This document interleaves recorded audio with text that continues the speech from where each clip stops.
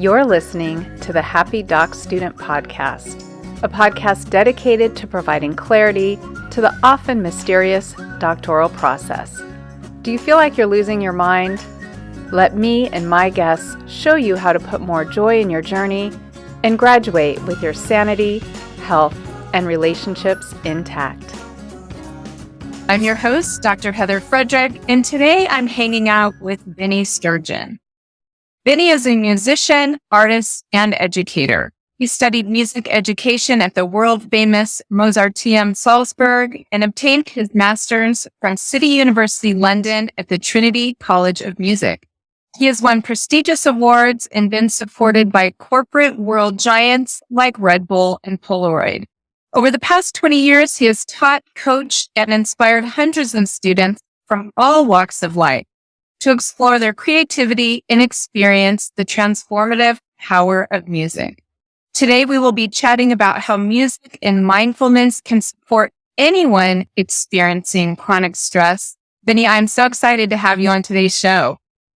Awesome to be here. Thank you very much for that nice introduction. I thought we would start with you sharing how it was you came to develop the Mindful Ukulele Method. Yeah, cool. As you said, I'm an artist, I'm a musician, and education has always been one of my other things that I did, because when you're a self-employed musician, you got to spread your wings wide and far in order to survive and make a living. And I always enjoyed it. So it was always a fun part of my work and output as a musician. And over the years, also for my own mental health routine, mindfulness became an important part of my own mental health regime that I do to stay sane. At some point, I started to introduce some breathing techniques with my students who have never heard about mindfulness, or simple meditation methods like body scans, or simply becoming aware of your body, like trying to think about that body and mind connection. And I was getting loads of positive reactions from people who thought, oh, I've never heard that. And actually, I'm learning how to play an instrument, but this makes it even deeper, the whole experience. And then I also noticed through feedback from my students that they said, okay, it's affecting other areas of their lives, because they become more aware when they walk on the street, and they suddenly become aware of smells, because we talk a lot about exploring our senses. And I just kept doing that, and people keep coming, people keep enjoying it, and it's just a very fun way of improving your mental health while also learning how to play an instrument. And the reason why I picked the ukulele is because it's a very easy instrument to learn. So the entry threshold is very low. It's a cheap instrument. And if you have your first lesson with me, after an hour, you're going to play your first song, which is pretty cool. And the ukulele is just such a happy instrument, isn't it? Yeah, it's a very happy instrument, exactly. The tunes that come out of a ukulele get you tapping your toe, get you smiling. Oh, yes. I mean, it's generally music to me is it's its own language. It's its own frequency, and you can reach people. You can reach yourself in a way that you maybe don't even know yet. I mean, many people love music. Music is everywhere. As soon as we open our eyes in the morning, music is somewhere. But as soon as you start to explore your own musicality, and everyone is musical, even if people say, okay, I'm not musical, I can't do that, I tell them, after an hour, you can do something, and you're gonna experience something which is so beautiful, and it's magical, and it's fostering curiosity. I know your curiosity is very important to you. It's very a basic thing as humans that we always did in the caves. We started to hit stuff. It's rhythm, and it's a very good way of reconnecting to your inner self. And the mindfulness part is just another way of enforcing that journey. Well, Vinny, I love that you are so encouraging and say everyone is musical, because true confession, before we started recording with you, I love music, even though I'm not musical, right? But music was such an important part of my doctoral journey, listening to live music. Everyone knows I'm on reward systems. And if I worked on my dissertation every day and once a week, there was a bluegrass type of band that would play at an Irish pub, and that would be my reward. I credit them to getting me through this journey, not just because I gave myself a break for my dissertation. Something happened to me energetically, being exposed, dancing, being around live music, that, we say music is transformative, and I don't think that's an understatement. Yeah. I totally agree to that. And it's a beautiful story. I like that. It's like you say, it's even as a consumer, it does something because you turn into another frequency that brings you to a different place. And then if you actively engage in a creative act, and even, like I said, if you think you're not musical, and everyone always told you you're not musical, but when you start to go to a place where it's non-judgmental, it's about exploring very innocently things we do as children all the time.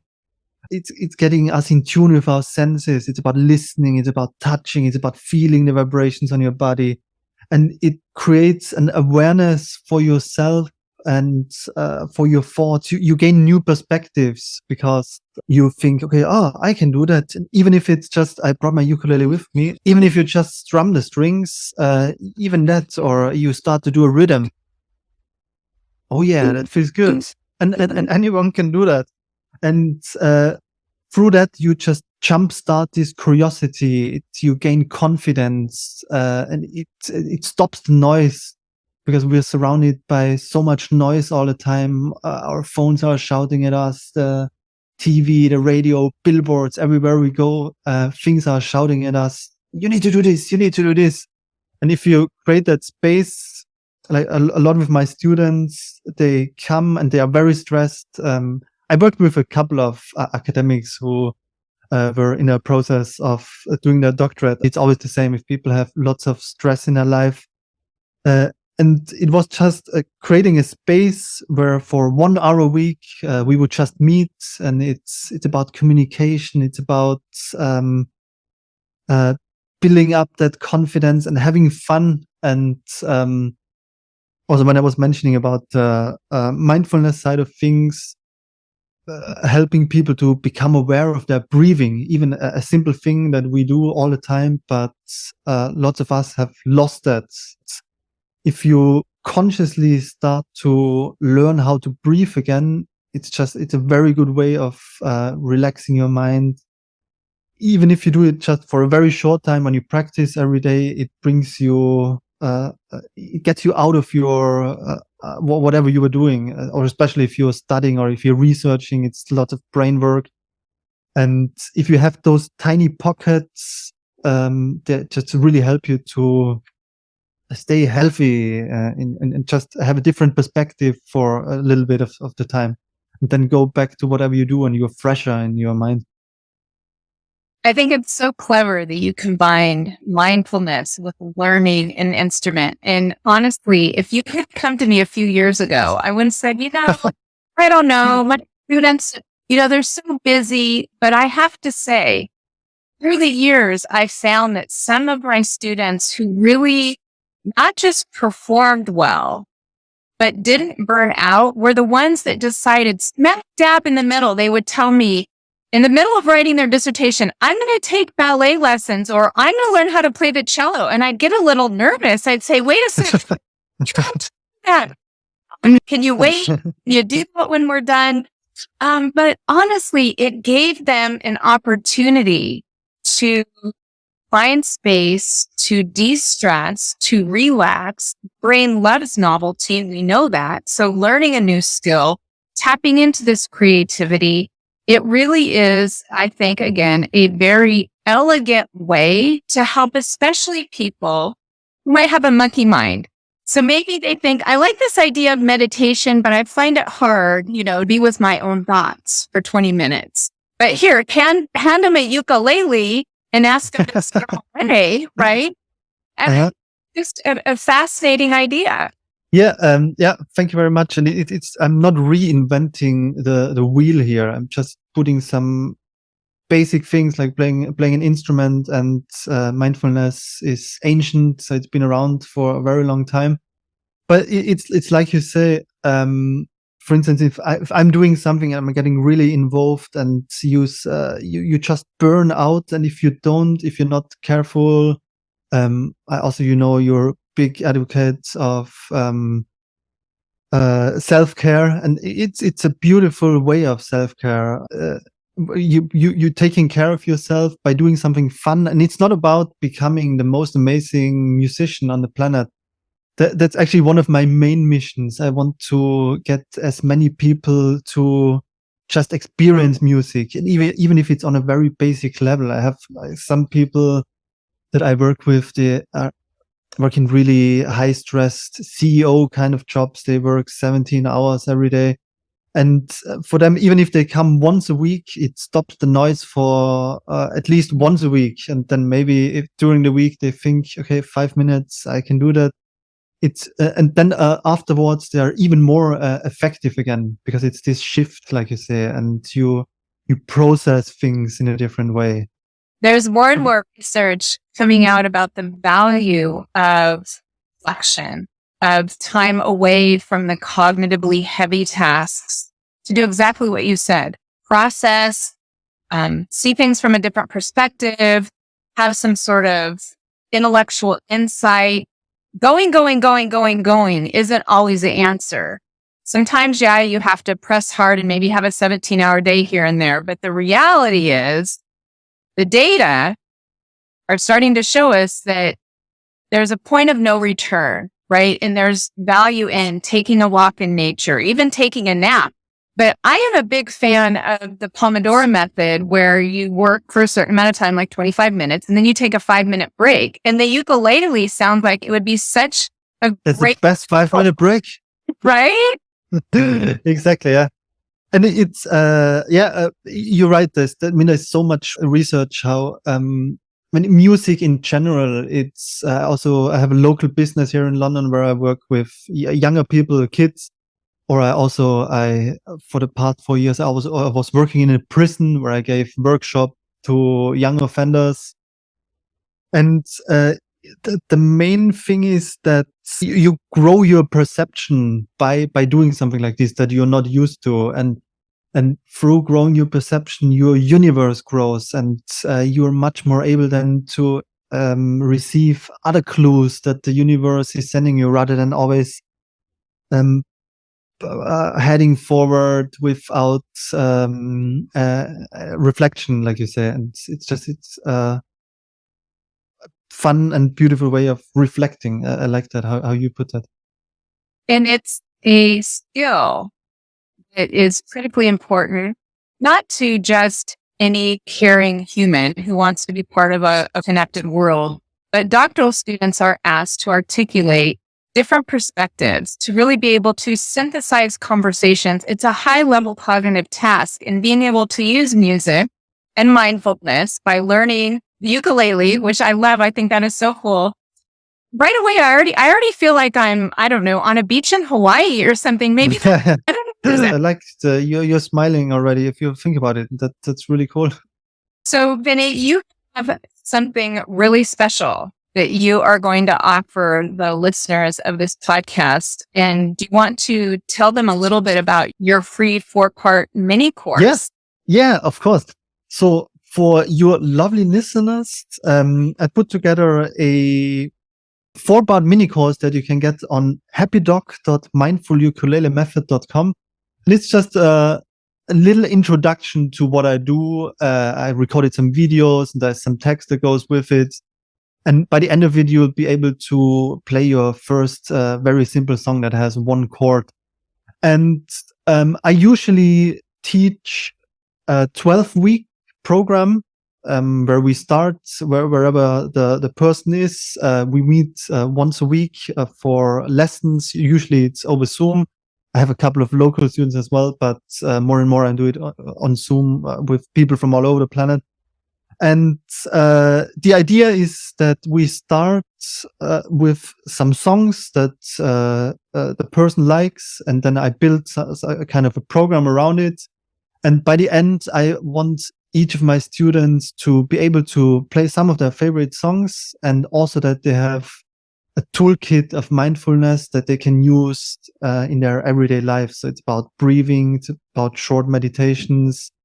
And I really want that people have a long-lasting effect of this. But have a go, check it out. There's nothing you can lose. And if you have any questions, just hit me up. You know what buttons you need to press.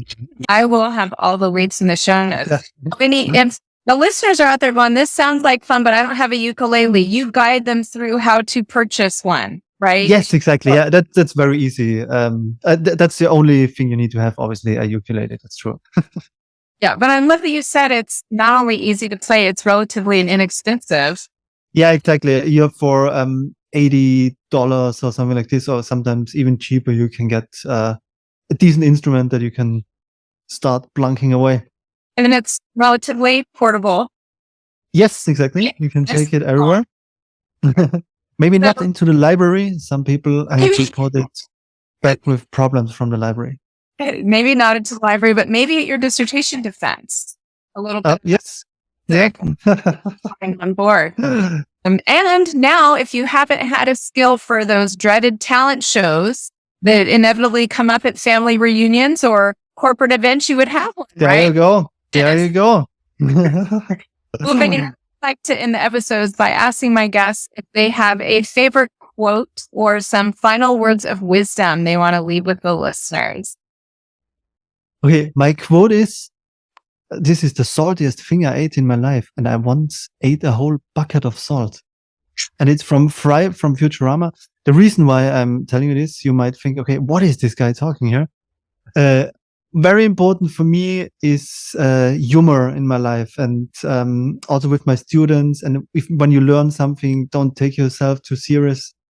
And especially people who work on a doctorate, they deal with very serious things all the time, and very deep and fascinating stuff. But humor is always very important. You have encouraged me to exercise my musical muscle. Again, I'll make sure I have the links to not only that free course that you mentioned, but ways that they can connect with you and Amazing. check out your current band as well. Oh, yes. Perfect. Thanks for having me. It was lovely chatting to you. Thanks so much for listening, and I really hope you enjoyed today's episode. I have to say, after we recorded, I signed up for the 4 free lessons, and then I got down the family heirloom mandolin. I've never played it before, but I didn't have a ukulele handy, and I thought, I wanted to give these lessons a shot, and I have to say, I was really impressed. If you have been thinking, you know what, I need a new way to unwind, relax, I absolutely encourage you to check out what Vinnie has to offer. I can tell you he has totally inspired me to get out my harmonica and start having fun making music. Until next time, here's to more joy in your journey. Hey, one more thing. Just a quick reminder that the information, opinions, and recommendations presented in this podcast are for general information only.